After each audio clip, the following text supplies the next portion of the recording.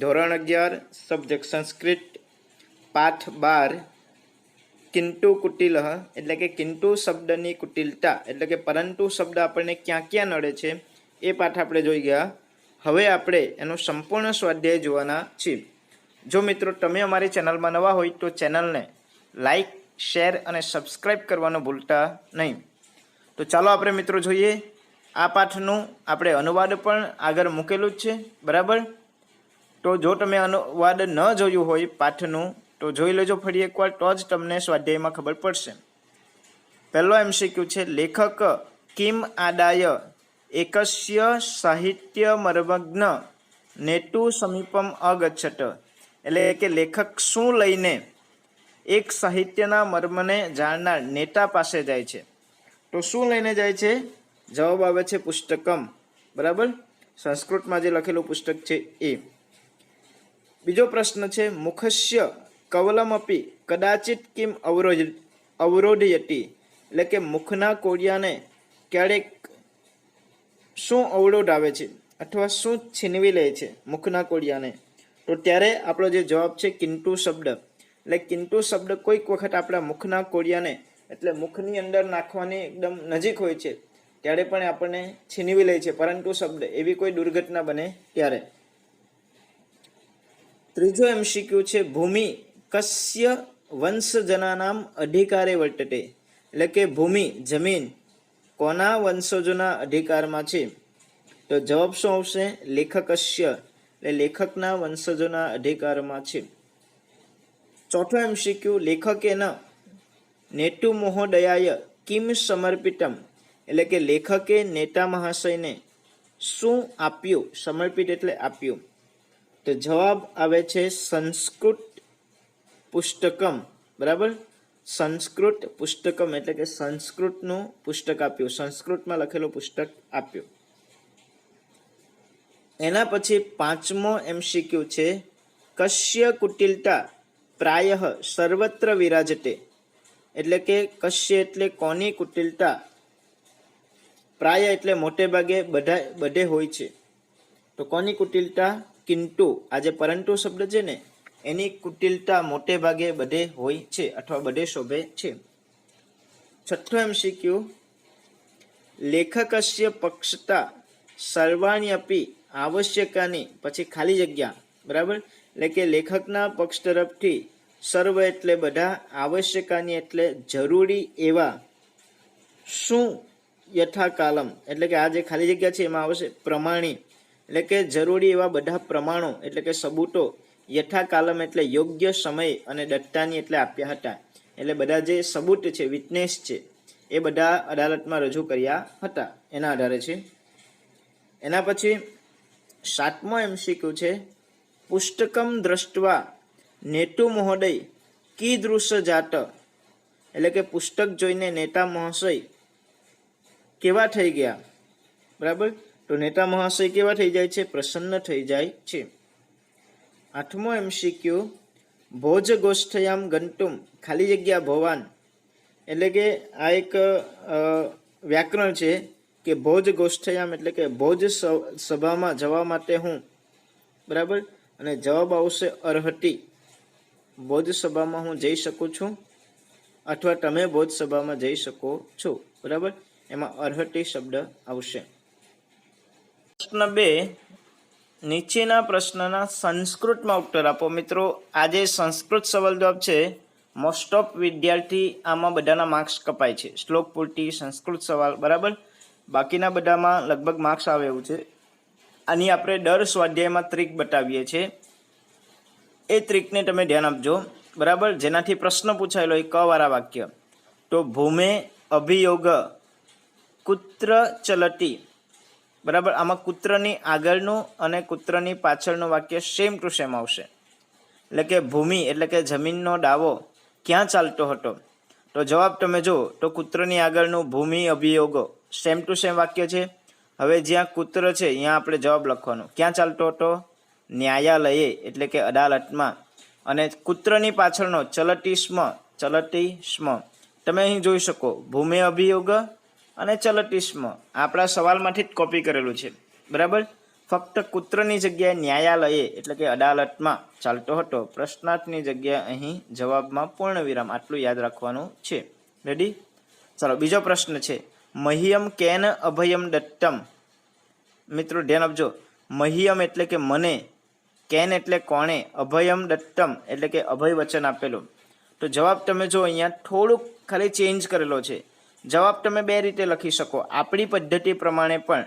પહેલા જે નવનીતમાં આપેલું છે એ પ્રમાણે જોઈએ તો વાલ્કીલેના આ જવાબ છે એટલે કે વકીલે, પછી શું કરેલું, આ મહ્યમ અભયમ દત્તમ કોપી કરેલું છે, બરાબર. તમે જવાબ આપણી ટ્રીક પ્રમાણે પણ લખી શકો. તમે પહેલો અહીંયા શબ્દ મહ્યમ લખી શકો, બરાબર. મહ્યમ 1 નંબર, પછી વકીલ 2 નંબર, એટલે કેનની જગ્યાએ વકીલ, પછી અભયમ દત્તમ એની પાછળ. એટલે તમે બંને રીતે આનો જવાબ લખી શકો છો. મિત્રો આપણી ટ્રીક બધા જવાબમાં અપનાવશો ને, બરાબર, તો પણ ચાલશે. એનું કારણ કે તો તમારે એક જ ટ્રીકથી જવાબ યાદ રાખવાનો થાય. એટલે એમાં તમને ભાષાંતર આવડી જાય ને તો તમે સંસ્કૃતના જવાબ સરળતાથી લખી શકશો, બરાબર. આમાં આનું અનુવાદ આવડવું જરૂરી છે.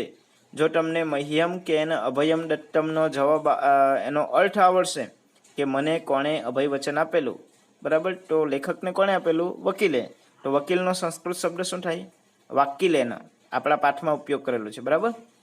ચલો ત્રીજો સવાલ જોવાના છે આપણે, નેતુ મહોદયસ્ય સાક્ષાત્કાર કદા સજ્જાત, એટલે કે નેતા મહાશયનો સાક્ષાત્કાર ક્યારે થયો. આમાં પણ સેમ વસ્તુ છે, પહેલા જવાબમાં આપી દીધું છે ક્ષણ દ્વયાંતરમ એવ, બરાબર, આખો જવાબ છે આટલો. ક્ષણ દ્વયાંતરમ એટલે થોડા સમય પછી, થોડી ક્ષણ પછી, ક્ષણ એટલે સમય થાય છે, બરાબર. પછી તમે જો સવાલ જ ઉપયોગ કર્યો છે, નેતુ મહોદયસ્ય, નેતુ મહોદયસ્ય, સાક્ષાત્કાર તો સાક્ષાત્કાર, અને સજ્જાતમ તો સજ્જાતમ. બીજો ને ત્રીજો સેમ વસ્તુ છે, પહેલા જવાબ મૂકી દીધો છે. હવે તમે આમાં આપણી ટ્રીક પણ ઉપયોગ કરી શકો. પહેલા નંબર પર નેતુ મહોદયસ્ય, બીજા નંબર પર સાક્ષાત્કાર, અને ત્રીજા નંબર પર ક્ષણ દ્વયાંતરમ એવ, એને 3 નંબર પર એટલે કદાની જગ્યા મૂકી શકો, અને ચોથા નંબર પર સજ્જતામ. આ રીતે પણ તમે જવાબ લખી શકો છો, બરાબર. ચલો હવે ચોથો સવાલ, લેખકાય કીદૃશમ ભોજનમ નિષિદ્ધમ અસ્તિ, બરાબર. તો લેખકાય કીદૃશમ એટલે કે લેખકને કેવા ભોજન નિષિદ્ધમ અસ્તિ એટલે નકારેલા છે, અથવા કેવું ભોજન કરવાની ના પાડેલી ડોક્ટરે. તો જવાબ તમે જો, લેખકાય સેમ ટુ સેમ શબ્દ, કીદૃશમ તો કેવું ભોજન લેખકને કરવાની ના પાડેલી, તો પચવામાં જે ભારે પદાર્થ છે એ, તો એના માટે સંસ્કૃત શબ્દ કયો વપરાયેલો, ગરિષ્ઠ પદાર્થાનામ, બરાબર. તો કીદૃશમની જગ્યાએ તમે જો ગરિષ્ઠ પદાર્થાનામ, ભારે પદાર્થો, જે પચવામાં ભારે છે એ પદાર્થો, બરાબર. પછી તમે જો ભોજનમ, અહીંયા ભોજનમ, નિષિદ્ધમ અસ્તિ, નિષિદ્ધમ અસ્તિ. રેડી? એટલે અહીં જે રાઉન્ડ કરેલા પ્રશ્ન છે, સવાલ અને જવાબ એટલું જ આપણું ફરક આવશે સવાલમાંથી જવાબમાં ફેરવતી વખતે, બરાબર. નેક્સ્ટ પાંચમો પ્રશ્ન,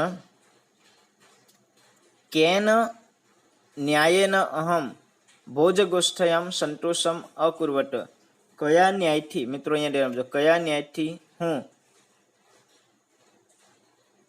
ભોજન સભામાં સંતોષ અનુભવ્યો, એટલે કયા ન્યાયે હું ભોજન સભામાં સંતોષ અનુભવ્યો. તો જવાબ શું આવશે, અઘ્રાણે અર્ધ ભોજનમ ઇતિ, બરાબર. આટલો શબ્દ છે, આટલું આખું લેવાનું છે. અઘ્રાણે અર્ધ ભોજનમ ઇતિ એટલે કે સૂંઘવા માત્રથી અડધું ભોજન તો મારું સમાપ્ત થઈ ગયું. ઇતિ ન્યાયે એટલે આ ન્યાયે અહમ ભોજગોષ્ઠયામ સંતોષમ અકુર્વમ, બરાબર. તમે જોઈ શકો છો અહીં ફક્ત જવાબ આપણો કેટલો છે, અઘ્રાણે અર્ધ ભોજનમ ઇતિ, આપણો જવાબ છે અઘ્રાણે. ઘ્રાણ એટલે સૂંઘવું, આપણા બીજા કાવ્યની અંદર આવી ગયું છે, વૃક્ષ સૂંઘે છે, ઘ્રાણંતી, બરાબર. એટલે કે સૂંઘવા માત્રથી મારું અડધું ભોજન તો સમાપ્ત થઈ ગયું. પછી તમે જો અહીંથી આપણો આખો સવાલ જ રિપીટ થયેલો છે, ઇતિ ન્યાય, ઇતિ એટલે એ, ન્યાયેન અહમ ભોજગોષ્ઠયમ સંતોષમ અકુર્વમ. આવી રીતે આપણા સંસ્કૃત સવાલ જવાબ થાય. પ્રશ્ન ત્રીજો, નીચેના પ્રશ્નોના માતૃભાષામાં ઉત્તર આપો. માતૃભાષા એટલે ગુજરાતીમાં. તો પહેલો પ્રશ્ન છે, ન્યાયાધીશે ન્યાય શા માટે સ્થગિત કરી દીધો? કેમ ન્યાય અટકાવી દીધો? કોણે? જજે, ન્યાયાધીશે. કારણ કે એનું પણ કારણ છે, પાઠમાં આપણે જોઈશું. બરાબર, જોઈ ગયા. એના આધારે આપણને ખબર છે કે ન્યાયાધીશે કહ્યું, કિંતુ મહેસૂલ વિભાગના અધિકારીએ આના વિરોધમાં એક પત્ર મોકલ્યો છે. તેની ઉપર ધ્યાન આપવું અમે મહત્વનું માનીએ છીએ, એટલે અત્યારે ન્યાયને સ્થગિત કરવામાં આવે છે. બરાબર, કોના આધારે? મહેસૂલ વિભાગના અધિકારી એમણે એક પત્ર મોકલેલો, એટલા માટે ન્યાયને સ્થગિત કરેલો, એટલું યાદ રાખવાનું છે.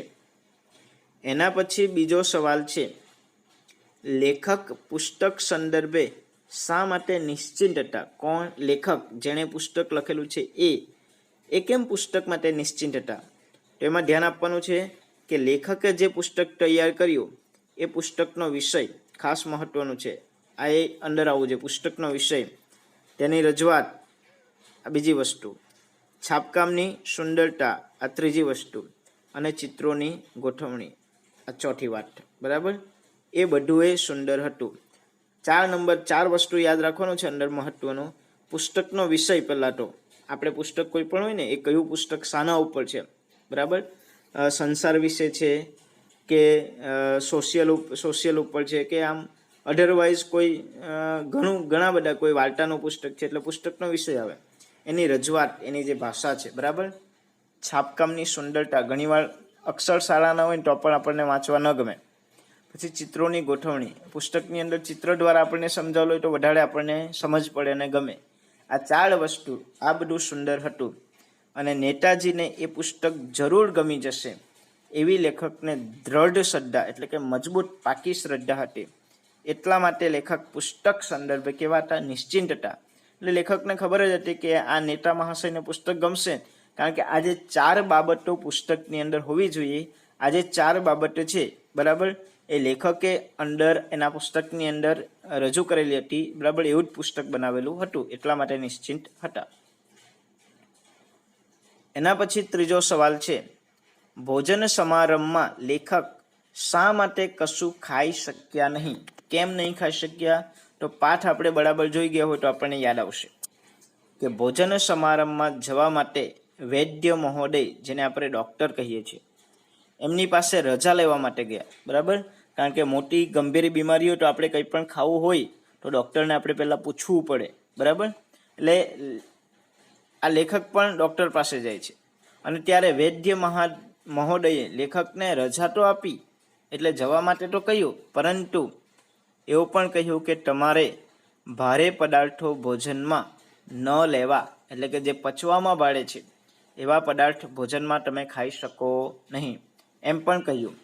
અહીં વૈદ્ય મહોદયનો કિંતુ શબ્દ લેખકના ગળાની નળીમાં, જે નસ કે છે આપણી અન્ન નળી, બરાબર, જેને કહે છે, એમાં ચોંટી ગયો. કારણ કે એને એક જ વાત સતત યાદ આવતી હતી કે હું ભારે પદાર્થ ખાઈ શકું નહીં. બરાબર, એટલે ભોજન સમારંભમાં લેખક જે વાનગીઓ જોતો હતો એ બધી વાનગીઓ કેવી હતી?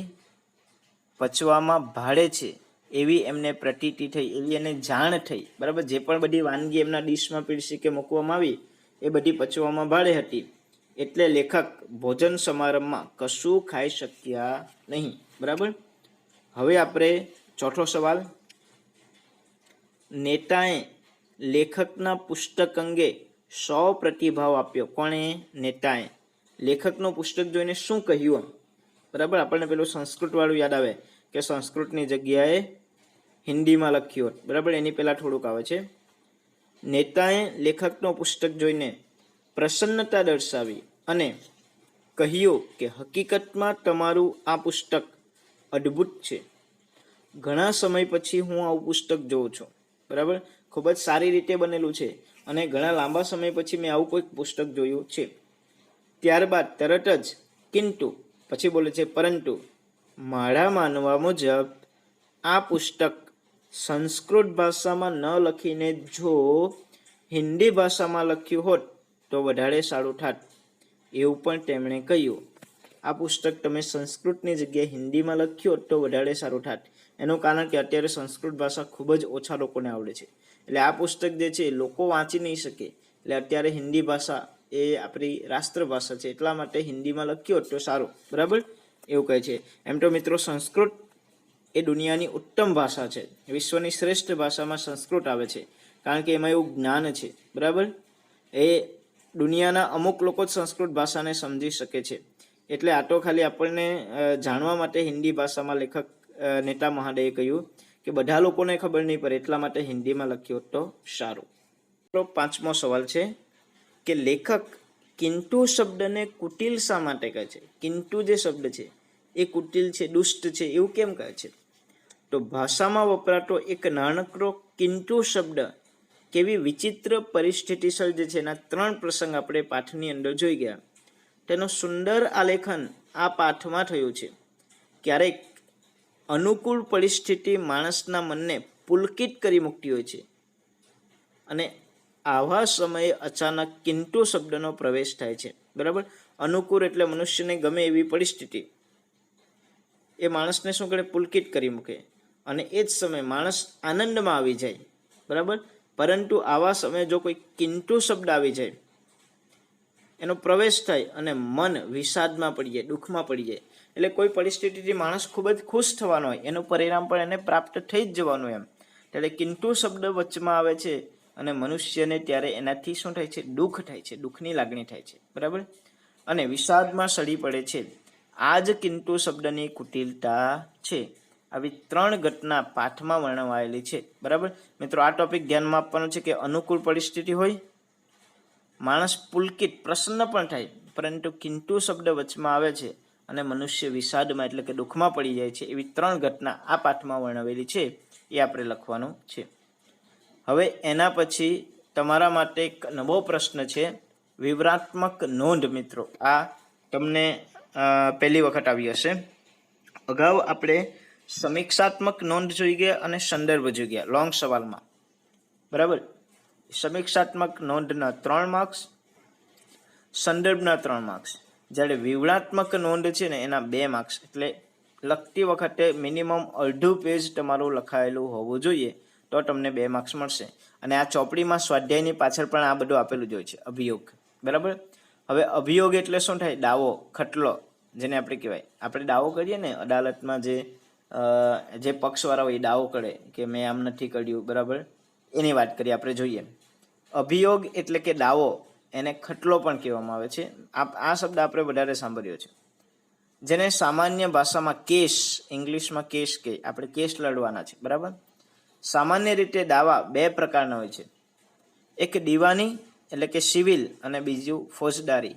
તમે 10મા ધોરણમાં ભણી ગયેલા છે, દીવાની અદાલત અને ફોજદારી અદાલત, બરાબર. સિવિલ અને ક્રિમિનલ, એમ 2 પ્રકારનું હોય છે. જમીન ભાગ બટાઈ એટલે કે જમીનના ભાગ, હક વગેરેના દાવોને દીવાની દાવા કહે છે. કોના? જમીન, ભાગ એકબીજાને વેચવું હોય, કોઈનો હક બરાબર લેવો હોય, એને દીવાની દાવા કહે. જ્યારે કોઈની હત્યા કરી હોય, મારપીટ કરી હોય, એવા દાવોને ફોજદારી દાવા કહેવામાં આવે છે. મિત્રો આ 2 સમજાવેલું છે, દીવાની અને ફોજદારી. ત્યાર પછી જ્યારે વ્યક્તિને પરસ્પર સમજૂતીથી સમસ્યાનો નિકાલ થતો દેખાતો નથી, ત્યારે તે ક્યાં જાય છે? ન્યાયાલયનો આશરો લે છે. કોઈને વાતચીત દ્વારા કે આમ કોઈને સમજાવવાથી નહીં સમજે અને ગંભીર પરિસ્થિતિ સર્જાય, ત્યારે આપણે અદાલતમાં કેસ મૂકીએ છીએ. ન્યાયાધીશ બંને પક્ષોને સાંભળીને સાક્ષી અને પુરાવા બંને હોય છે, બરાબર. આના આધારે કાયદાની જોગવાઈ અનુસાર સમસ્યાનું સમાધાન કરે છે. એટલે મિત્રો આખો જે ટોપિક છે કેસ ઉપર છે, અભિયોગ, દાવો, બરાબર. અભિયોગ શબ્દને તમારે સમજાવવાનું છે. બીજી વિવરણાત્મક નોંધ છે કિંતુ કુંટ, એટલે કિંતુ રૂપી કાંટો અથવા કિંતુ જે શબ્દ છે એના ઉપર છે.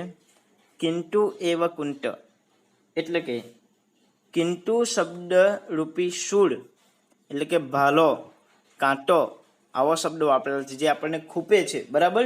એટલા માટે એના માટે શૂળ, ભાલો, કાંટો એવો શબ્દ વાપરેલા છે. પ્રસ્તુત પાઠમાં લેખક પોતાના જીવનમાં કિંતુ શબ્દે સર્જેલા વમળોનું વર્ણન કરેલું છે. આ કિંતુ શબ્દથી લેખકના જીવનમાં આવેલી મુશ્કેલી, બરાબર, ભમર જેવું કે એક જ જગ્યાએ ફર્યા કરે છે એમ. એટલે એનું વર્ણન કરેલું છે. અમુક પરિસ્થિતિમાં માણસની અનુકૂળતા મુજબ બધું ચાલ્યા કરતું હોય છે. આપણું સંસારનું જે ગાડું છે એ વ્યવસ્થિત ચાલતું હોય છે. આથી માણસને સુખનો અનુભવ થતો હોય છે. બરાબર, આપણે જીવનમાં મસ્ત જીવન જીવતા હોય તો આપણને સુખનો અનુભવ થાય છે. અને આવા સમયે ક્યારેક કિંતુ શબ્દથી શરૂ થતું વિધાન સાંભળવાનું થાય છે. એટલે કે અચાનક આપણા જીવનમાં કોઈ મુશ્કેલી આવે છે અને પરિસ્થિતિ એકદમ પલટાઈ જાય છે, એટલે કે બદલાઈ જાય છે. આ બાબતે હવે માણસને સૂર કે ભાલો ભોકાયો હોય, એટલે કે આપણા દિલને વેદના થાય છે. બરાબર, આપણા શરીરની અંદર જાણે કોઈ ઘા પડ્યો હોય, મન ઉપર કોઈ પ્રહાર થયો હોય તેવો અહેસાસ આપણને કરાવે છે. કોણ? કિંતુ જે શબ્દ છે, કારણ કે એનાથી આપણું કામ બગડે છે. આથી લેખક કિંતુ શબ્દના પ્રયોગવાળા વિધાનને કુંટ એટલે કે શૂળ તરીકે ઓળખે છે. ત્રિશૂળ, ભાલો, બરાબર, કાંટો. કિંતુ કુંટ, કુંટ એટલે કુટિલ શબ્દ છે, ખરાબ શબ્દ છે. બરાબર, અહીં કિંતુ કુંટ એવા પ્રયોગમાં 2 વાર કકારનો ક શબ્દ જે વર્ણ છે, અક્ષર છે, બરાબર, એનો પ્રયોગ થયો છે, જે વર્ણાનુપ્રાસ અલંકારનું ઉદાહરણ બની રહે છે. બરાબર, વર્ણાનુપ્રાસ એટલે મિત્રો એકને એક અક્ષર વારંવાર વપરાય એને વર્ણાનુપ્રાસ અલંકાર કહેવામાં આવે છે. કાકાએ કાકીને કહ્યું કે કાચના કબાટમાંથી કાંદો કાઢી કચુંબર કર. એમાં બધા જે ક વપરાય છે મિનિમમ 3, બરાબર, એની વાત કરી છે. કિંતુ કુંટ આપણે જોઈએ તો એમાં 3 ક શબ્દનો ઉપયોગ થાય છે.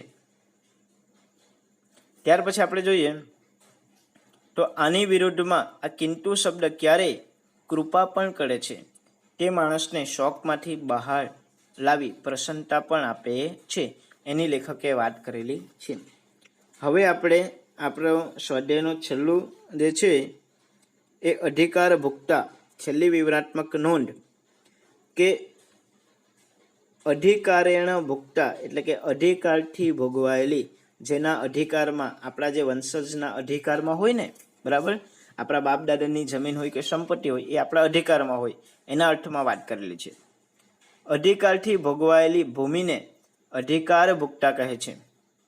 ભારતીય સ્મૃતિ ગ્રંથો અનુસાર અને કેટલેક અંશે અત્યારના કાયદા કાનૂન મુજબ જે જમીન અમુક વર્ષો સુધી કોઈ વ્યક્તિ ખેડે, પ્રાચીન સમયમાં એવું હતું, બરાબર, જે વ્યક્તિ જેટલી જમીન ખેડી શકે એટલી એની જમીન થઈ જાય અને તેનો માલિક તેના પ્રત્યે વાંધો લે નહીં તો તે જમીન તેનો ભોગવટો કરનારના અધિકારમાં આવી જાય. ભોગવટો એટલે જમીન ખેડનારના, બરાબર, ભલે માલિક બીજા કોઈ હોય પણ અમુક વર્ષો સુધી એ ખેડ્યા કરે અને પછી જો માલિકને એના પ્રત્યે વાંધો નહીં ઉઠાવે, બરાબર, માલિકને ન જોઈતી હોય કે વાંધો ન ઉઠાવે તો એ જે જમીન ખેડનાર છે, ખેતી કરનાર છે, એ માલિકની થાય.